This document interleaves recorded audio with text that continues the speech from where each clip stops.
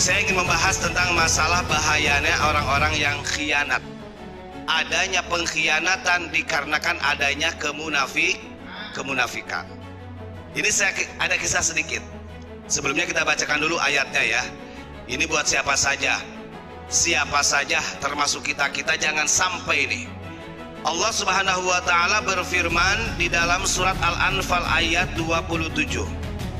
Ya ayyuhalladzina amanu la takhunullaha war rasula wa takhunu amanatikum wa antum ta'lamun.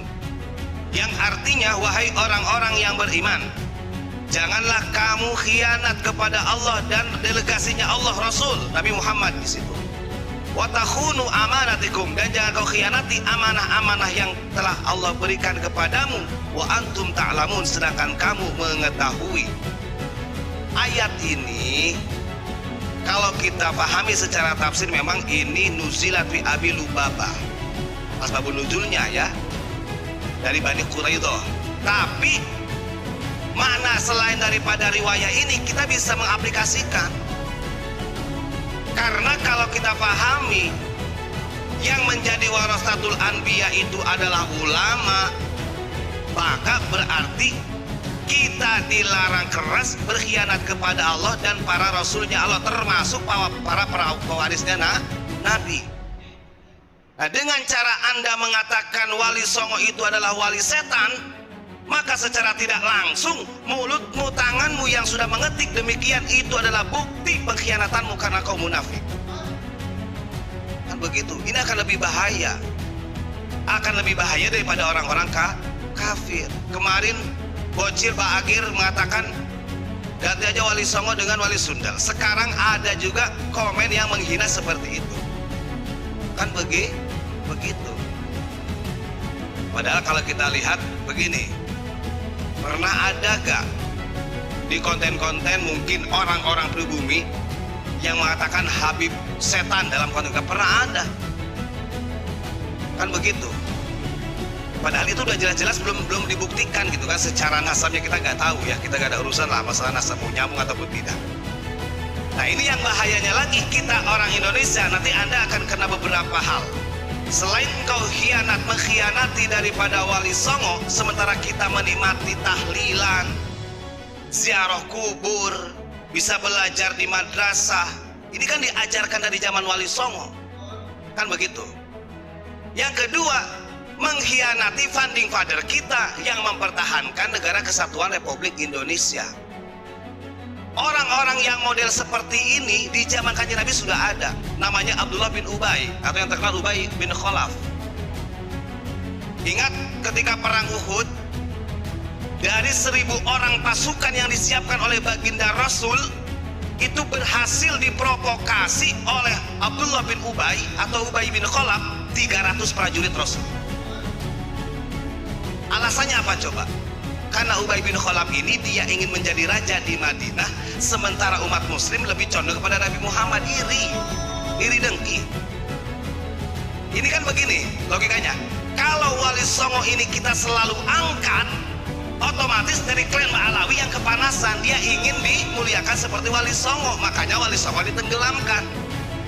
Berarti itu sudah menjadi pola daripada polanya Abdullah bin Ubay bin Khalaf, atau kesininya adalah Abdullah bin Sabah lah gitu.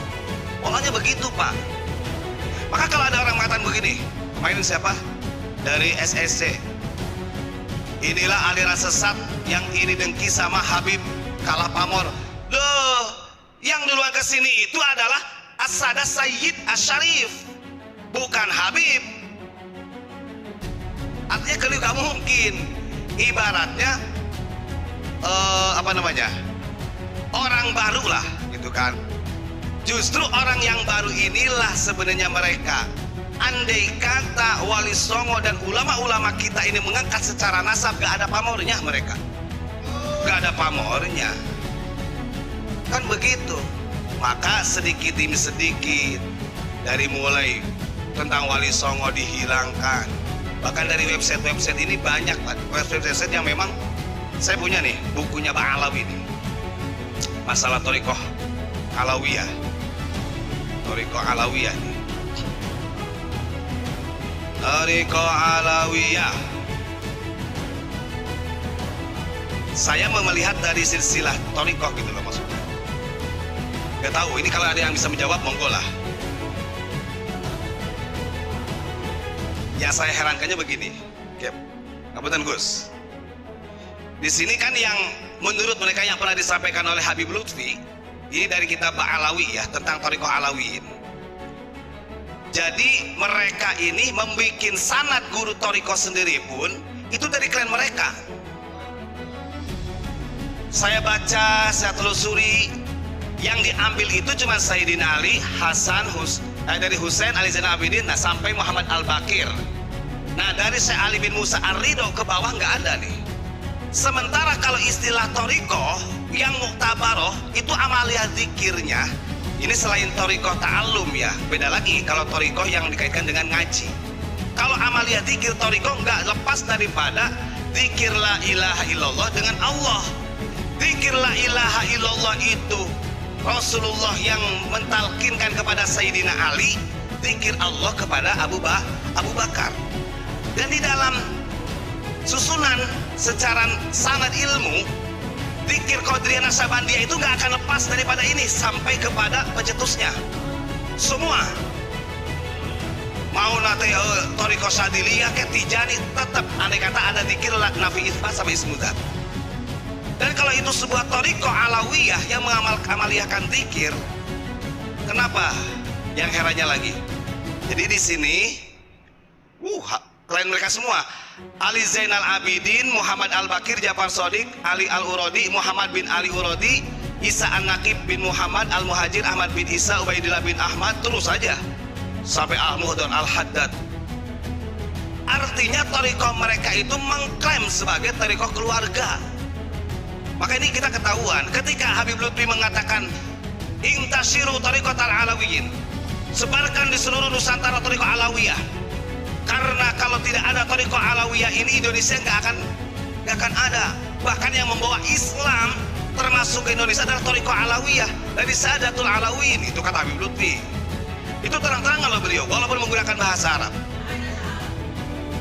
Harusnya beliau sebagai ketua sufi sedunia ya paham yang duluan itu klan Ba'alawi atau Sayyid Asyarif ke Indonesia. Yang membawa madhab itu bukan dari klan Ba'alawi, tapi dari As-Sayyid dan Asyarif. Itu yang harus dipahamkan. Nah ini kan sebenarnya yang iri itu siapa? Kalau mau sadar, merekalah yang iri dengan keberadaan As-Sayyid Asyarif yang ada di Nusantara. Karena kalau As-Sayyid Asyarif Pak, ketika ada di Nusantara mereka gak pernah membedakan. Ada orang lokal ya ketika saling mencintai yang dinikahi, makanya wajah-wajahnya kayak sampean sama saya, irungnya gak begitu mancung karena sudah bercampur dengan orang-orang kita. Beda dengan klan mereka, gitu kan? Kayak Gus Ilyas orang Pati, kan udah lihat dari mbah-mbahnya itu masih ada terah wali songoknya. Karena orang Indonesia ini sudah, para Sayyid Bayi Asyarif ini tidak terlalu mengedepankan nasab, bahkan tidak pernah memberikan fatwa haram kalau selain Sayyid atau Syarif nikah dengan orang pribumi, nggak pernah seperti itu. Mereka bercampur baur, menikah, akhirnya wajahnya seperti kita-kita. Jangan kira loh orang Nusantara yang seperti kita, walaupun hidungnya tidak mancung, banyak dari Sayyid dan Syarif. Itu. Nih, saya banyaklah, termasuk Rotib Al-Haddad, Rotibul Haddad, Rotibul Atas itu. Sebenarnya saya cek semua, benar. Yang kemudian saya sampaikan, Rotibul Haddad ini ternyata amaliyahnya itu menciplak dari rotibnya daripada Sayyid Ahmad Ar-Rifai. Gak tahu malu mereka. Kan begitu. Makanya Ketua Jatman mengatakan intasyiru thariqat al-alawiyin di ana sadat al-ba'alawi awwalu man yadkhulun Nusantara, adalah orang yang pertama masuk Nusantara bil Islam katanya. Aku ngerti bahasamu, gitu kan? Ya apa sih? Dan itu doktrin loh. Dan hebatnya lagi di dalam video itu gak ada satupun orang pribumi. Ketika Habib Lutfi mengatakan seperti itu, intasyiru thariqat al-alawiyah, itu di depan para habaib. Bukan ada ulama kita, nggak ada. Tak bukalah, biar ini, biar tuntas. Karena ini juga akan membahayakan. Ini ya, sebentar lagi. Ini biar orang-orang yang munafik ini nih. Kalau kita dikatakan munafik, nggak bisa, karena kita membela negara kesatuan Republik Indonesia. Mereka mau membela negara kesatuan Republik Indonesia, dari mana dasarnya? Wong darah dagingnya mereka bukan orang sini kok. Bahkan di Indonesia saja berani mengatakan Indonesia milik Tarim kok. Artinya jiwa nasionalisnya gak ada apa-apanya dengan kita. Maka jangan takut kita. Bahaya masalahnya ya. Kalau sudah ada doktrin-doktrin yang kayak gitu bahaya.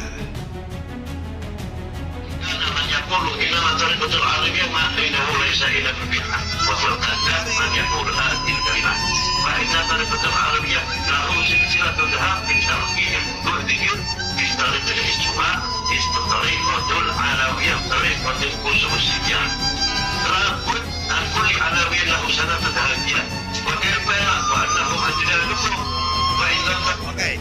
Nah, maksudnya gini, bagaimana tidak katanya? Bagaimana seluruh toriko itu bersumber muaranya kepada toriko Alawiyah, kan begitu kata dia. Bagaimana tidak? Nih bahasa terjemahnya mutarjim lah, mutarjim kira-kira begitu. Tapi saya tanya, kalau memang semuanya bermuara kepada torikonya Alawiyah, kenapa sanad daripada amaliyah zikir ini kok nggak ditulis yang ini? Seharusnya kalau bersumbernya semua, mungkin yang Qadiriyah juga harus sesuai dengan toriko Alawiyah. Ini kok berbeda dalam sanad? Kan begitu. Ini kan ada yang aneh.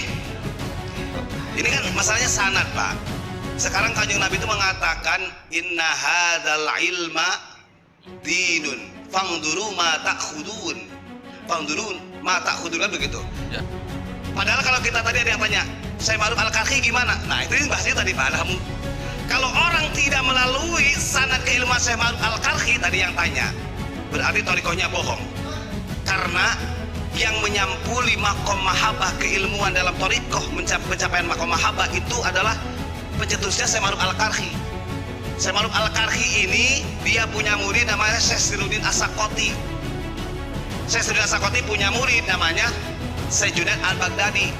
Jadi Syekh Junaid ini adalah sepupu, selain murid juga sepupu. Nah ini kalau kita bacakan hikayatnya beliau-beliau, Masya Allah. Dan saya juga membaca di dalam Fathul Arifin karyanya Syekh Khotib Sambas mengenai tentang torikoh, sanadnya seperti ini gitu loh. Dan kalau ini menginduk kepada torikoh Alawiyah, andai kata seperti yang disampaikan oleh Habib Lutfi, mana gak ada Al-Muhdar, mana gak ada Al-Haddad, mana gak ada Al-Atos, gak ada. Nah ini yang itu muaranya di mana torikoh itu? Kalau ada orang yang ngomong, wah ini adalah komplotan aliran sesat yang iri dengan Habib-Habib, ngomong kan gitu ke unik. Harusnya dia berpikir duluan siapa yang datang ke Indonesia. Apakah pernyataan dari Habib Lutfi mau kamu jadikan iktimad? Gak bisa. Ahlussunnah wal jamaah yang paling utama menjadikan iktimad, i'timaduna al-Quran, as-sunnah wal jamaah, al-ijma wal qiyas. Itu yang sebenarnya. Ini kan perlu kita luruskan. Kenapa kita di sini tidak pernah mau membahas masalah nasab? Kita gak ada urusan. Yang terpenting nasib, kata Abuya. Kenapa? Di antaranya nasib ini adalah menjaga marwah. Satu, dari silsilah torikoh. Kan begitu, kita sudah bahas tadi. Dalam hal-hal yang lain berkaitan dengan Nusantara sajalah.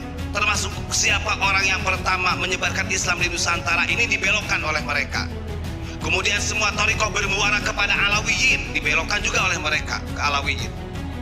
Yang hebatnya lagi, Alawiyin ini biasanya, kalau dia kan mengatakan begini, Alawiyin ini bukan ke Alwi bin Ubaidillah, kata Habib Lutfi tadi dalam bahasa Arab, tapi bermuara kepada Sayyidina Ali. Nah, makanya saya katakan, kalau benar dari Sayyidina Ali, ingat, talqin zikir ijazah, yang kanan Nabi sallallahu alaihi wasallam yulakkinu hadhil kalimati thayyibati litasmiyatil qulub, ini kepada orang-orang ini nih sanadnya. Ini nggak ada, dihapus. Syekh Ma'ruf Al-Karhi dihapus, Syekh Siruddin As-Sakoti dihapus, nggak ada.